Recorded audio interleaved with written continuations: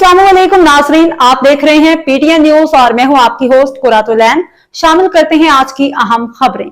पंजाब सैलाब की तबाहकारियां, 100 अफराद जहां बहक, लाखों बेघर। पंजाब में सैलाब से होने वाले नुकसानात के हवाले से ताज़ा रिपोर्ट सामने आ गई। सूबाई डिजास्टर मैनेजमेंट अथॉरिटी (PDM) में पंजाब के मुताबिक दरिया रावी, सतलुज और चनाब में सैलाब के बायस मुख्तलिफ हादसात में जहां बहक शहरियों की तादाद 100 हो गई है। शदीद सैलाब के बायस पंजाब में 45,70,000 लोग और 4700 से ज़ायद मुआवजात मुतासिर हुए हैं।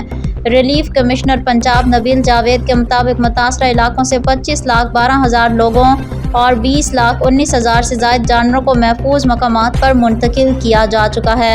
मुतासरा अजला में 392 रिलीफ कैंप्स, 493 मेडिकल कैंप्स और 422 वेटरनरी कैंप्स भी कायम किए हैं।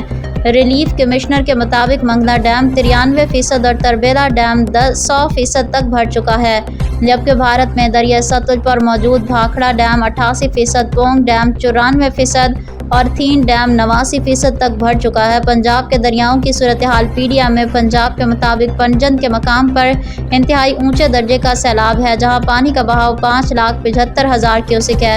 हेड मोहम्मद वाला के मकाम पर पानी का बहाव 410.5 फुट तक है, जबकि शेरशाह बुर्द के मकाम पर पानी का बहाव 392.7 फुट पर पहुंच गया है, जहां इंतहाई हद 393.5 है। हुकाम का कहना है कि आइंदा 48 घंटों में हेड मोहम्मद वाला और शेरशाह पुल के मकाम पर पानी में वाजिया कमी होगी।